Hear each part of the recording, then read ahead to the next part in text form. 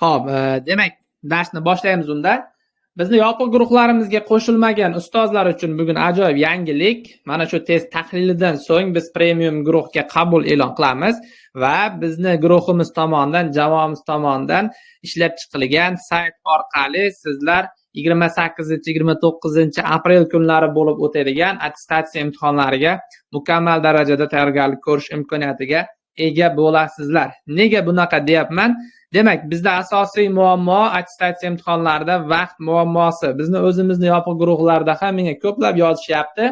Demak, vaqtga ulgurmay qolyapman. Aslida bu misollarni hammasini ishlashni bilar edim. Nima uchun? Biz bemalol holatda ishlaganligimiz bilan vaqt ketgan vaqtda, ya'ni vaqt orqaga sanalib turgan vaqtda bizda boshqacharoq vaziyat bo'ladi. Shunaqa muhitga biz ko'nikishimiz uchun, ya'ni o'sha attestatsiya darajasidagi savollar bilan birgalikda vaqtni orqaga sanaydigan holatda siz kompyuterda yoki telefonda turib bemalol attestatsiya muhitida o'tirgandek o'zingizni his qilgan holatda imtihonlarga tayyorgarlik ko'rish imkoniyatiga ega bo'lasizlar. Menimcha bunaqasi hali hech qaysi guruhlarda bo'lmagan. Bizda birinchilardan bo'lib bu narsani yo'lga qo'yapmiz. Avvalgi jonli efirlarda ham aytildi bu haqida. To'g'ri, qanaqadir saytlar yoki bo'lmasa demo test ishlashga imkon bo'lishi mumkin, lekin sifat darajasi u darajada talabga javob bermaydi. Biz demak bu narsalarni ham yechim qilishga harakat qildik. Hammasini mana shu test tahlilidan so'ng yana batafsil bizni jamoamiz sizlarga demak ma'lumotini beradi. Hozir esa men birinchi misolni boshlayman. Birinchi misol.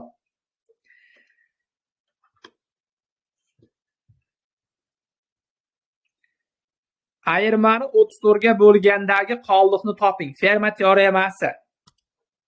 Ferma teoremasi. Nechaga bo'lyapmiz ustozlar? 34 ga bo'lyapmiz. Men fi 34 ni hisoblayman.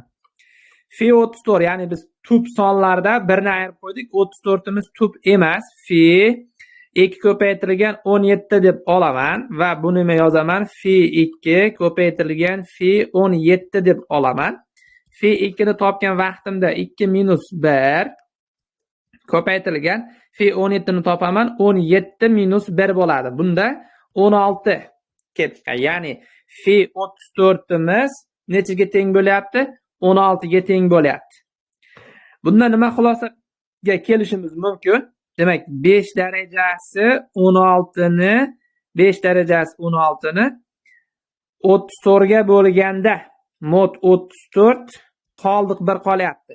Ya'ni bizda shart bajarilishi kerak. 5 bilan 34 o'zaro tub sonlar bo'lishi kerak. I kubi 1 ga teng bo'lishi kerak. Haqiqatan ham 5 bilan 34 ga qaraydigan bo'lsak, o'zaro tub sonlar. Ya'ni 5 darajasi 16 ni 34 ga bo'lganligimizda bizda qoldiq 1 qolyapti. Endi xuddi shunday 3 darajasi 16 ni ham, demak 34 ga bo'lganda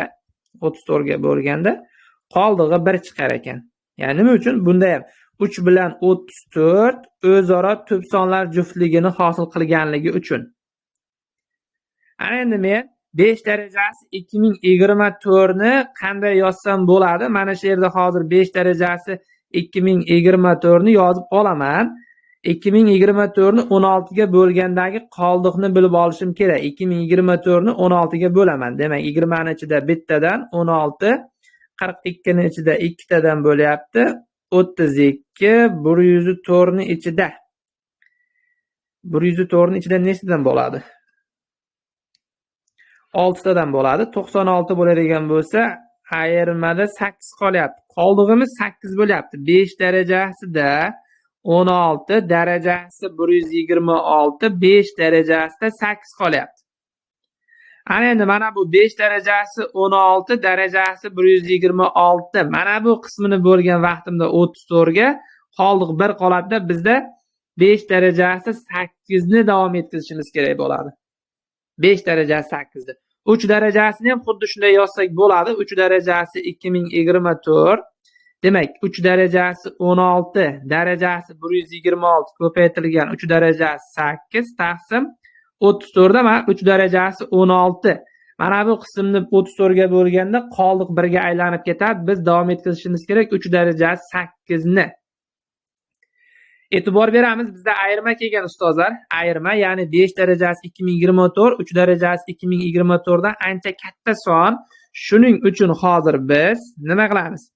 Mana bu 5 darajasi 8 minus 3 darajasi 8 ni bemalol ikkilanmasdan davom etkazsak bo'ladi. Ya'ni hozircha bu yerda manfiy qiymat chiqib qoladi degan gumon bo'lmasi kerak. Mana shuni o'zini 34 ga bo'lib ketamiz. 34 ga. Buni ajratib olsam bo'ladi. 5 darajasi 4 minus 3 darajasi 4, 5 darajasida 4 plus 3 darajasida 4 taqsim 34 bo'lyapti. Men mana buni hisoblab ko'rganimda, ya'ni 5 darajasi 4 nechaga teng bo'ldi? 5 ning 4i minus 3 ning 4i 625 ayrilgan 81 bo'lyapti-da, 544 bo'lyapti. 544 34 ga bo'linib ketyapti-da.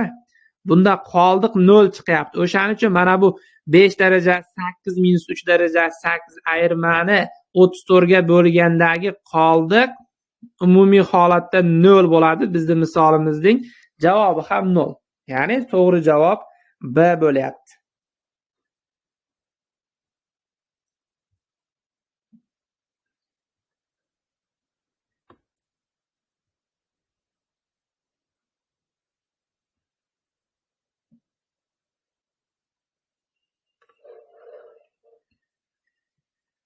Ikkinchi savol.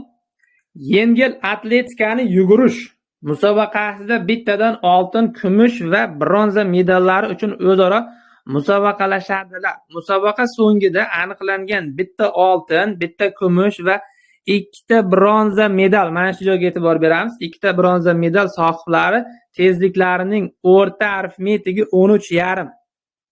Demak, birinchi o'rin, ikkinchi o'rin, uchinchi o'rin hamda to'rtinchi o'rin. V1, V2, V3, V4 o'rta arifmetigi, ya'ni 4 ga bo'lamiz, 13,5 ga teng. 13,5. Bronza medal sohiblari tezliklarini o'rta geometrik qiymati esa 11. Ildiz ostida V3 ko'paytirilgan V4 teng 11 bo'lyapti. Demak, agar kumush medal sohibining tezligi oltin medal sohibining tezligidan 2 kilometrga kam bo'lsa, ya'ni V1 dan V2 ni ayirganimiz 2 kilometr bo'lyapti. Musobaqa g'olibining tezligini aniqlang, V1 ni so'ragan. Endi yugurish musobaqasini tasavvur qilamiz. Nima uchun ikkita bronza medal bo'lib qolyapti? Aslida bitta bronza medal berish kerak. Boshida shunaqa deyilgan shartda bitta oltin, kumush hamda bronza medallari uchun o'zaro musobaqalashadi.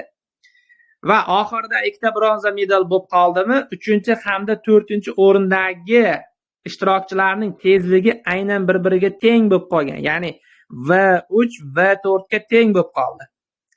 Bundan men mana shu tenglikdan foydalanib V3 ni kvadrati barobar 11, V3 teng 11 va V4 teng 11 tengliklarni keltirib chiqara olaman. Ya'ni ikkalasi ham tezligi 11 ga teng. Mana shu joyga tushunib olishimiz kerak-da. 3-chi hamda 4-chi o'rindagi ishtirokchilarning aynan tezliklari bir xil ekanligiga.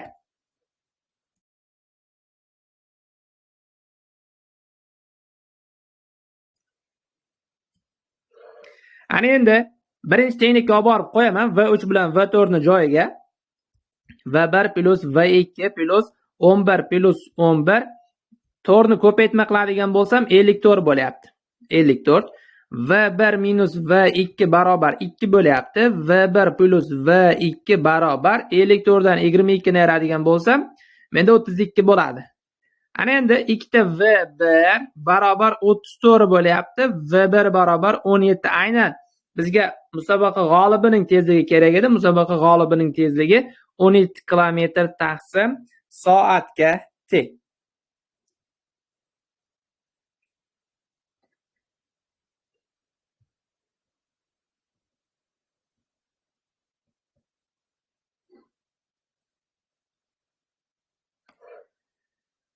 Keyingi savol.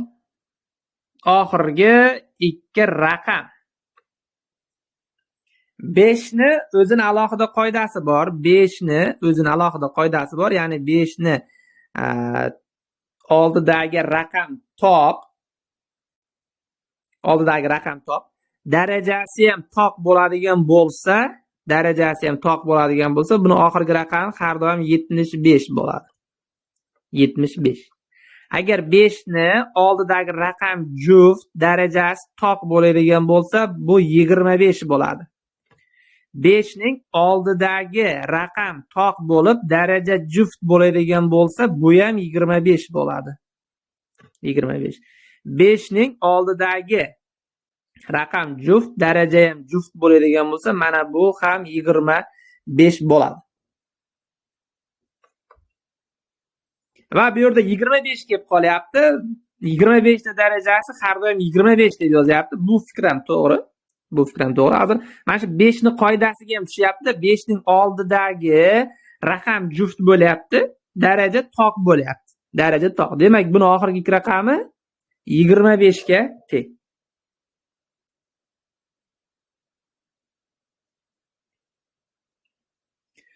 To'rtinchi savol. Konus asosining radiusi 6 detsimetrga, yasovchisi esa asos tekisligi bilan o'zaro 60 gradusli burchak tashkil qiladi.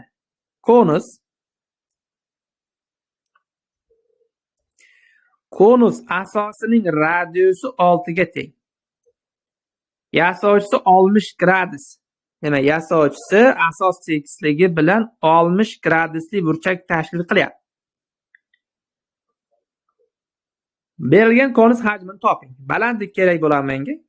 Balandlikni h deb olaman. H ning 6 ga nisbati tangens 30, tangens 60, tangens 60 ta.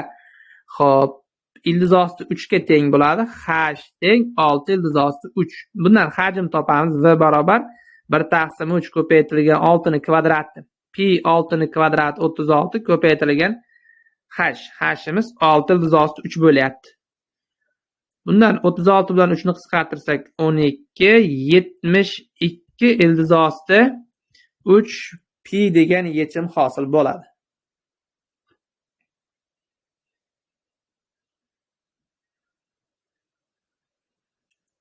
Beshinchi savol.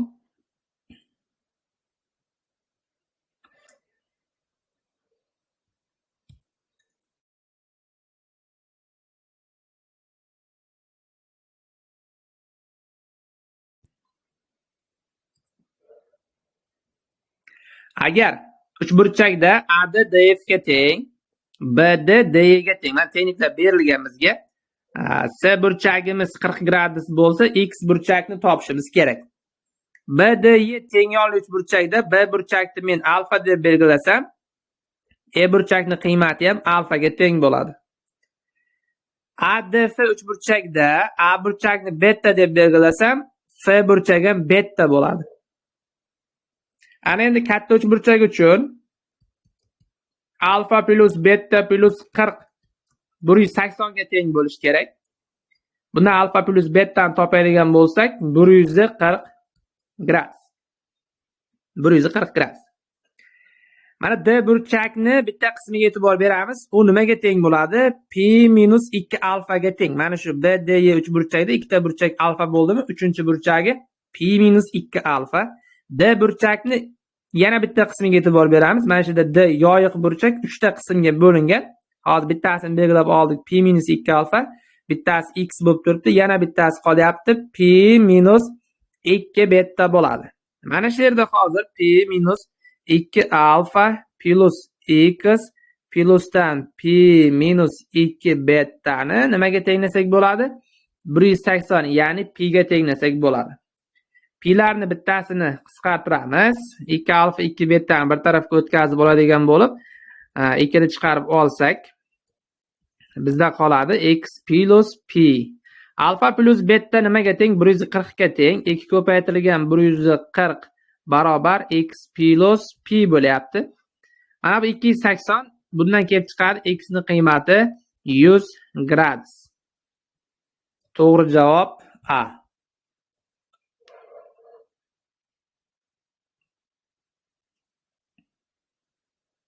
Ehtimollar nazariyasiga doir savol. Ya'ni 6-savol ustozlar, talaba 3 ta masaladan iborat bo'lgan test ishini bajaryapti. Talaba 3 ta masalani ishlayapti demak, u bu testdan o'tishi uchun kamida 2 ta misolga to'g'ri javob berishi kerak. Har bir masala uchun 5 ta javob varianti taklif qilinar ekan. Demak, A, B, C, D, E javob variantlari bor bizda. Har bir masala uchun 5 ta javob varianti taklif qilinyapti. Ulardan faqat bittasi to'g'ri.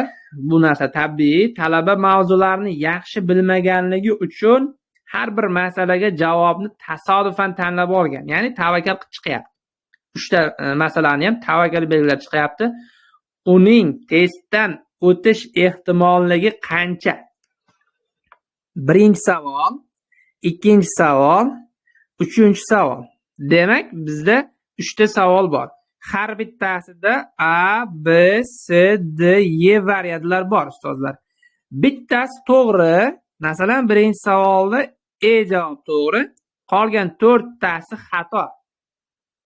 Demak, birinchi savolni belgilagan vaqtda ustozlar to'g'ri javob belgilashini ehtimoli nimaga teng bo'ladi? 1/5 ga teng bo'ladi. Bitta savolni tavakkal belgiladi. O'sha savolni to'g'ri chiqish ehtimoli 1/5 ga teng bo'lyapti. 1/5 ga teng. Tak. Noto'g'ri chiqish ehtimoli-chi? Noto'g'ri, mana bu to'g'ri chiqish ehtimoli.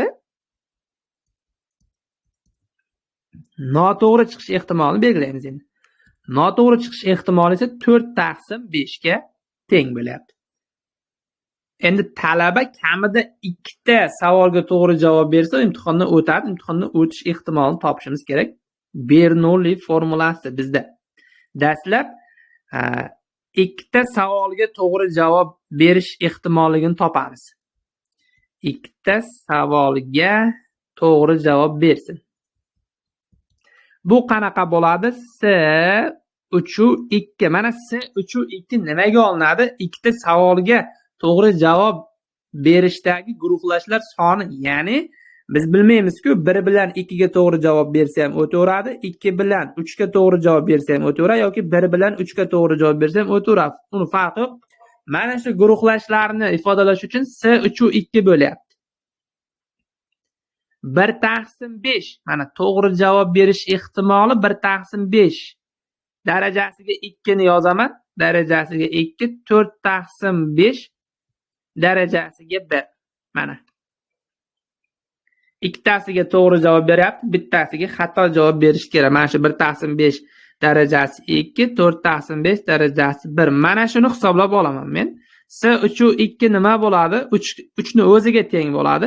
1/25 ko'paytirilgan 1/5 bo'lyapti. Bundan 3/125. Ya, mana yerda 4 qolib ketibdi.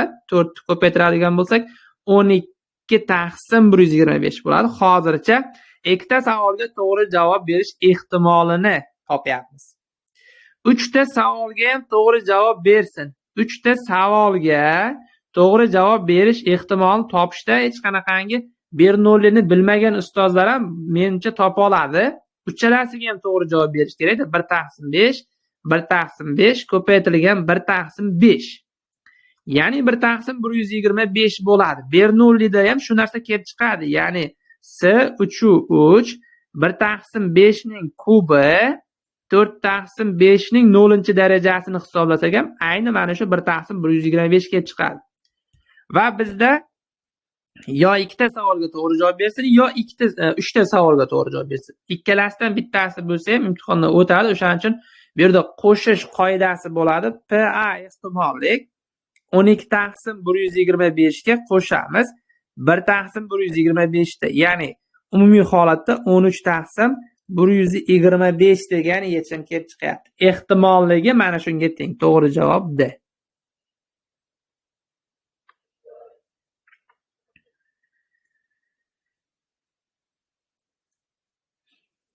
Tengsizlik, modulli tengsizlikni yechish kerak. Bir qaraganda o'qitaysizlar 3 ta holatga bo'lib ishlash, ya'ni 4 ta holatga bo'lish kerak.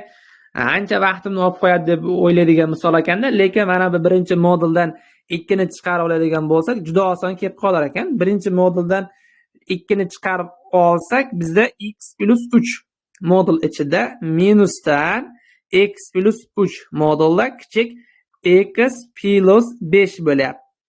Ikkita modul x plus 3 dan bitta modul x plus 3 ni yarsam bittasi qoladi. Ya'ni x plus 3 modulda qoladi. Kichik modul x plus 5. Tengsizlikda ikki tomonni ham musbatligi yoki manfiyligi aniq bo'lsa, biz bemalol ikki tarafni ham kvadratga oshirib ishlashimiz mumkin. Men kvadratga oshirib olaman. X kvadrat plusdan 6x plus 9 kichik x kvadrat plusdan 10x plus 25.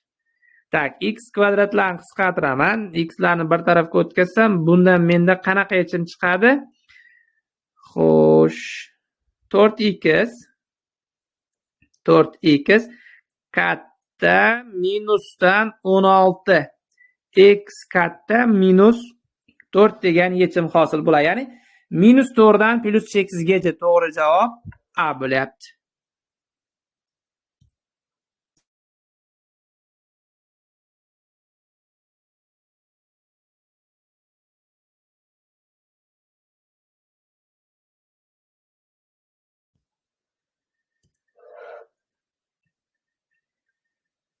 Keyingi savolga o'tamiz. 8-savol. Bu ham juda yaxshi savol ekan. Natural sonlardan tashkil topgan qatorda sonlar o'sish tartibida har bitta joyga e'tibor berishingiz kerak. Demak, natural sonlar x bilan y, z natural sonlar bo'lishi aniq ekan. Va yana bitta muhim qismi o'sish tartibida joylashtirilgan. Mana shu turishda bular o'sish tartibida. Yana shart bor bizda, ikkita bir-biriga teng son bor ekan. Ikkita bir-biriga teng son bor. Agar ushbu sonli qatorning modasi, medianasi va o'rta qiymati bir-biriga teng bo'lsa, mana bu ifodaning qiymatini x minus y plus z ni qiymatini topishimiz kerak. Ya'ni men mana bu joyni ushlayman-da, ya'ni medianasi degan joyi menga juda yordam beradi. Mediana modaga teng ekan, o'rta qiymatga teng ekan. Biz mana shu yerda hozir y ni mediana ekanligini ko'rib turibmiz. Mediana y bo'lyapti. Yana qaytaraman, mediana nimaligini bilamiz, ustozlar. Medianasi demak o'rtada turgan son, ikki tarafda 3 ta son qolyapti. Mediana modaga ham teng ekan. Demak, y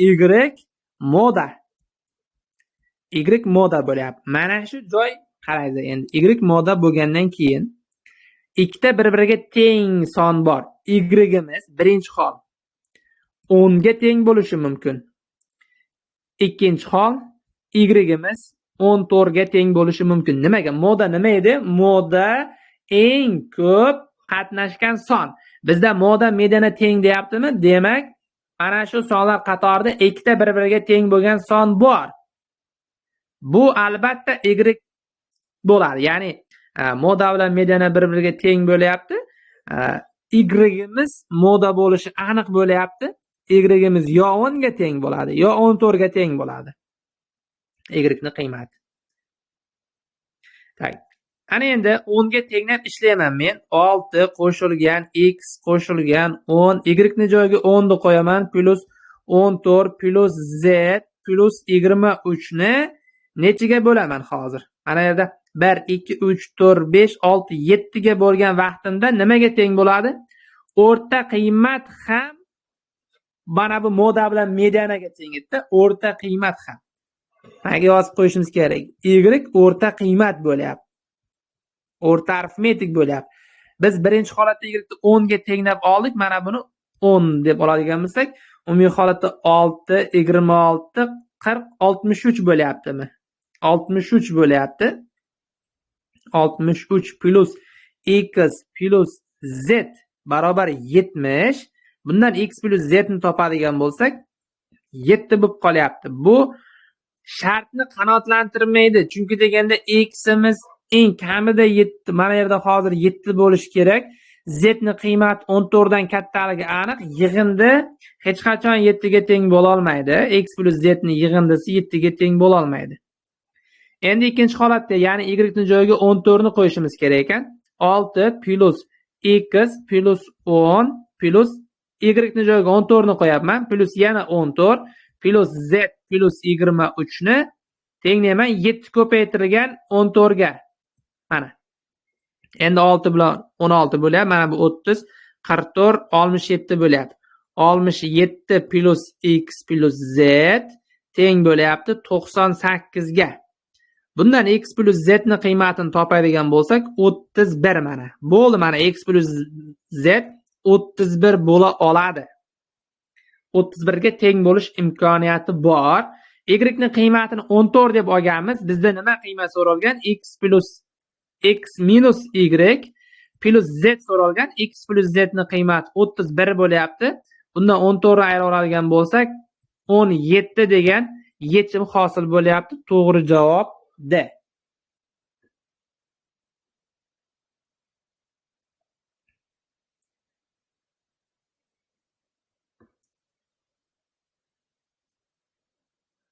Keyingi savolga o'tamiz.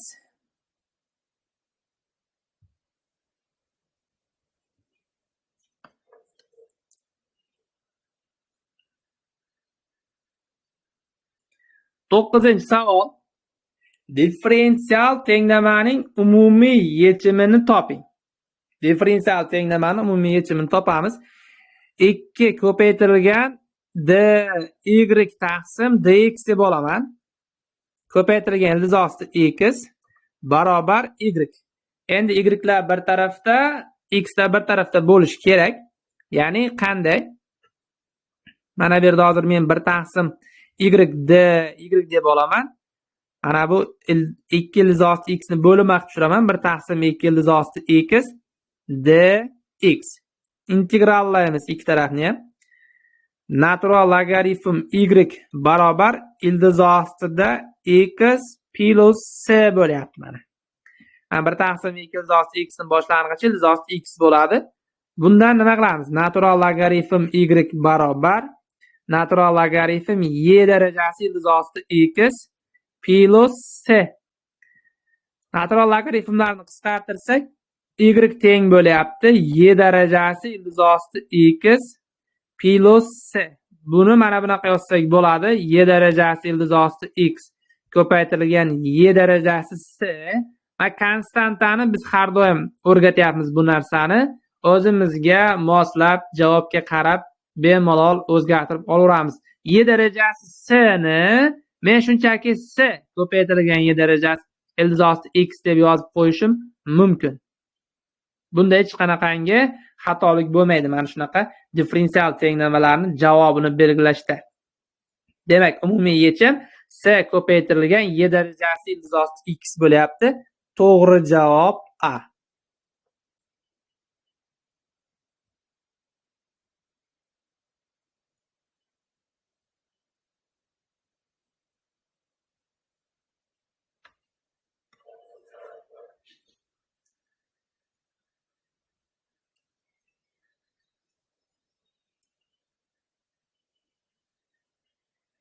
O'ninchi savol.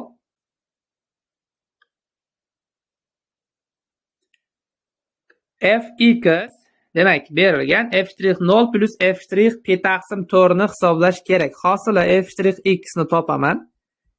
Demak, daraja oldiga tushadi. 2 ta tangens x qoladi. Tangens x ni hosilasini olib ko'paytiramiz. 1 taqsim cosinus kvadrat x. Plus cosinus kvadratda ham xuddi shunaqa bo'ladi hosilasi. Minus deb boshlasam ham bo'ladi. Cosinus x, chunki cosinusdan olingan hosila minus sinus bo'ladi. Mana yerda plusni minusga aylantirib yuboradi. Endi f'0 ni topaman. f'0 x joyiga 0 ni qo'ygan vaqtimda tangens 0 dan 0 bo'lib ketadi. Minus ikkita sinus 0 da ham 0 bo'lib ketganligi sababli f'0 0 ga teng bo'lyapti. f' pi taqsim 4 ni topaman. f' pi taqsim 4. 2 ko'paytirilgan tangens pi taqsim 4 da 1 ga teng. Kosinus ildizosi 2 taqsim 2 bo'ladi, kvadrati 1 taqsim 2 bo'ladi. Minus 2 ko'paytirilgan ildizosi 2 taqsim 2, ildizosi 2 taqsim 2 bo'lyapti. Ana endi bizda 4 minus 1 barobar 3 degan yechim hosil bo'lyapti. To'g'ri javob B.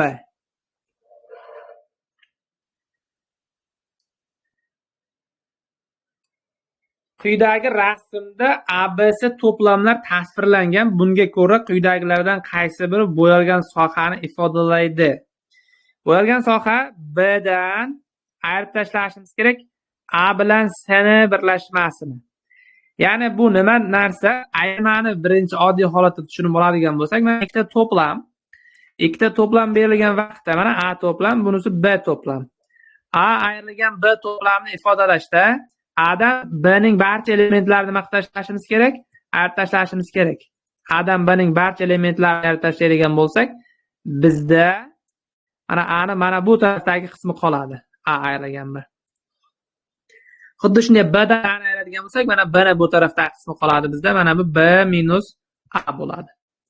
Hozirgi misolimizda esa Bdan A bilan C'ning Bni ichiga kiruvchi, ya'ni B to'plamga tegishli bo'luvchi elementlarni ayirib tashlashimiz kerak.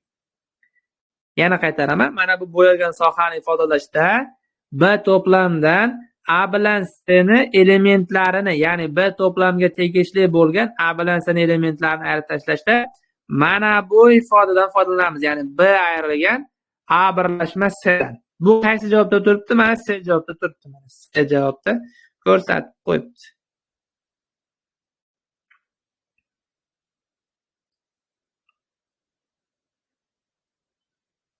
Xo'p, A javobga qaraymiz. Qolganlarini bir-bir tekshirib ko'rsak bo'ladi. A bilan C'ni birlashmasini B ga birlashtiradigan bo'lganimizda bizda bu tarafdagilari kelib chiqishi kerak edi. Mana bu tarafdagi, yon tarafdagilari kelib chiqishi kerak. Mana bu simmetrik ko'paytma hozir bunga mos tushmaydi. D variantda Bdan C'ni ayirganimiz birlashma, Bdan A'ni ayirganimiz birlashma to'liq bu yerda hozir Bni o'zini to'liq olib qoladi agar D variant tanlaydigan bo'lsak. Bdan C'ni ayirganligimizda mana bu taraf qolib ketadi bizda. Bdan A'ni ayirganligimiz mana bu taraf qolib ketadi. Birlashma yana to'liq B to'plamini o'zini olib qo'yadi. O'shaning uchun D variantimiz ham to'g'ri kelmaydi.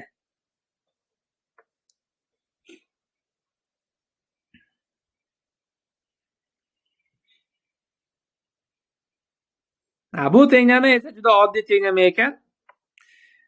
Ko'paytmasi 2 ga teng bo'la olmaydi. Bo'sh to'plam deb ketsak bo'ladi. Sinuslarning maksimal qiymatlari ikkalasi ham 1 bo'lgan taqdirda ham ko'paytma, demak, eng katta qiymati bu yerda 1 ga teng bo'ladi. O'shaning uchun bu 2 ga teng emas-da. Eng kichik musbat ildizi haqida gapimiz bo'lishi mumkin emas. Shuning uchun bu bo'sh to'plam bo'ladi. To'g'ri javob D bo'lyapti.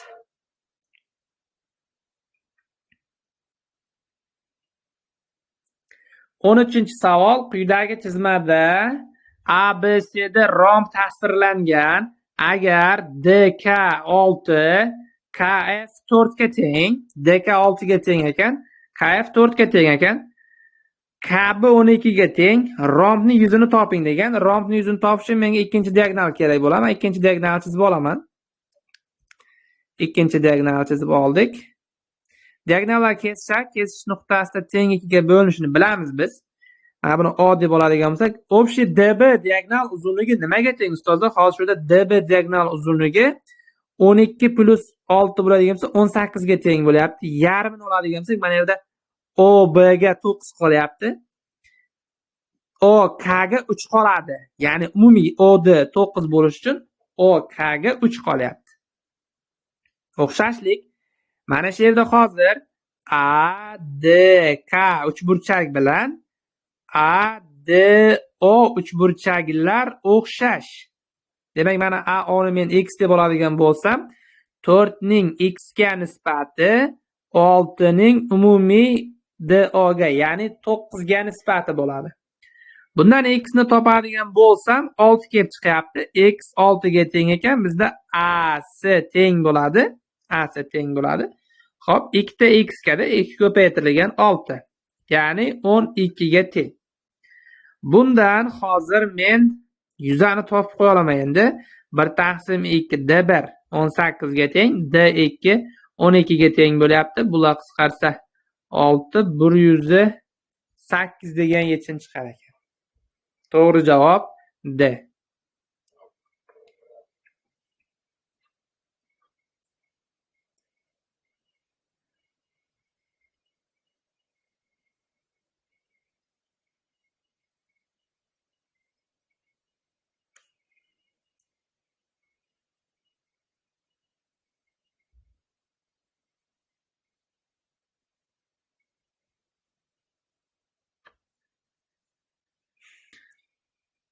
Mana yerda ADK deb xato olibman. FDK bo'lar ekan. Rahmat ustozlar. FDK.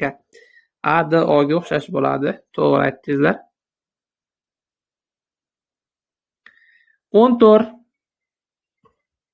14 ham juda oddiy. 14 ham juda oddiy. Faqat mana shu ko'p xatlarni, qoidalarini to'liq biladigan ustozlar uchun bu juda oson misol hisoblanadi. Agar u qoidalarni bilmaydigan bo'lsak, bu ustoz uchun juda murakkab hisoblanadi. Chunki bir qaraganda ma'lumotlar kamdek ko'rinadi-da, juda ko'p narsa berib tashlangan, px, qx 3 ta ko'p xat, yana qanaqangi holatlarda, lekin rx ko'p xatni koeffitsentlari yig'indisini so'ragan, bemalol bog'lab tashlay olamiz bir-biriga. Ixtiyoriy ko'p xatda P0 nimani beradi? Ixtiyoriy ko'p xatda P0 ozod hadini beradi. Ozod hadi. P1 esa koeffitsentlar yig'indisi. Koeffitsentlar yig'indisini beradi.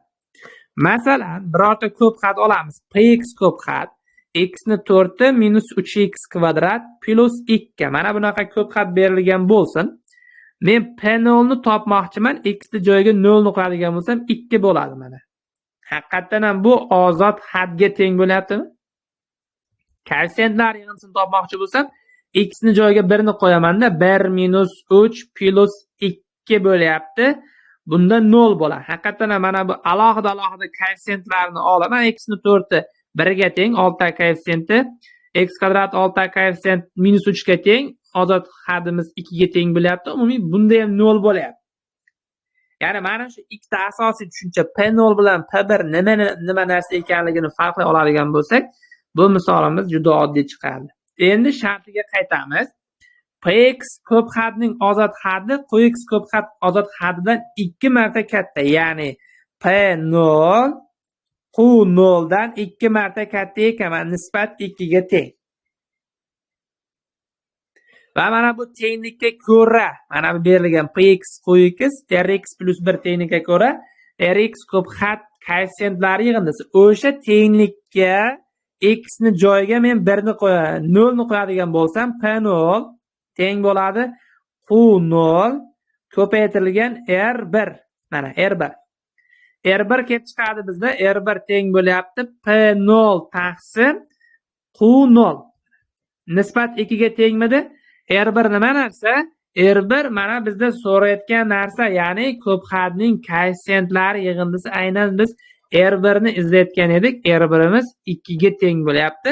To'g'ri javob B. To'g'ri javob B ga teng. Xo'p, va ustozlar, oxirgi savolga o'tishdan oldin bitta narsani eslatib qo'ying ustozlar.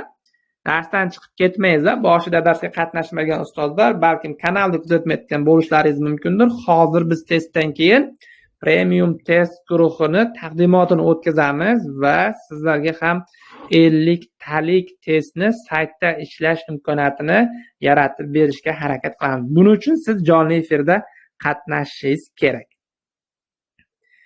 15-savol. Rasmda berilgan ma'lumotlar asosida x ning qiymatini toping. Mana bu misol uchun ko'pchilik o'sha Cheva teoremasini ishlatishga harakat qiladi. Qayerdan kelib chiqqan o'zi aslida bu teoremani men masalan yodlamaganman. Lekin yodlamagan bo'lsam ham bemalol mana shunaqa masalalarni bitta chiziq tortish orqali ishlasak bo'ladi. Bitta qo'shimcha chizma. Men hozir mana shu yerga e'tibor berasizlar. F nuqtadan, F nuqta bor. F nuqtadan A'siga parallel chiziq chizaman. Mana shu Demak, F nuqtadan A'siga parallel chiziq chizib oldim mana. Parallel ikkalasi. Endi ABC uchburchakka e'tibor berasizlar. ABC uchburchakda mana bu F dan tushirgan parallel chizig'imiz qanaqadir FL chiziq. Mana bu AB tomonni qanday nisbatda bo'lsa, BC tomonni ham xuddi shunday nisbatda bo'ladi. Ya'ni nimaga ko'ra? Fales teoremasiga ko'ra. Hozirgi o'rta chiziq bo'lib qolyapti. O'rta chiziq bo'lmagan taqdirda ham, boshqa holatlarda ham, demak, nisbatlari tengligini bilamiz. Falesni ko'ra olishimiz kerak. Mana FB ni FA ga nisbati mana, demak, BL ni LC ga nisbati bo'lishi kerak. Buni bilamiz. Hozir o'rta chiziq, ya'ni FB bilan FA teng bo'lganligi uchun BL ni ham A taqsim 2, LC ni ham A taqsim 2 deb olishim mumkin.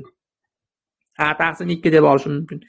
Va ustozlar, endi men FLD uchburchakka e'tibor beraman. FLD uchburchakda ham o'sha yana Fales teoremasida mana FC bilan FL parallel-ku. Parallel. Mana 12 ni 2A ga nisbati. 12 ni 2A ga nisbati teng bo'ladi X ning A taqsim 2 ga nisbatiga. Bo'ldi, mana shu tenglikdan A'lar qisqarib ketadi. Mana bu 6 bo'lyapti. Ko'paytirilgan 1 taqsim 2 barobar X. X teng bo'lyapti 3 ga. Mana X 3 ga. Xo'p, demak, bizning savollarimiz o'z nihoyasiga yetdi. Endi sizlar Telegramga qaysi savol tushunarsiz bo'lgan bo'lsa, chatga yozasizlar, men qayta tushuntirishga harakat qilaman.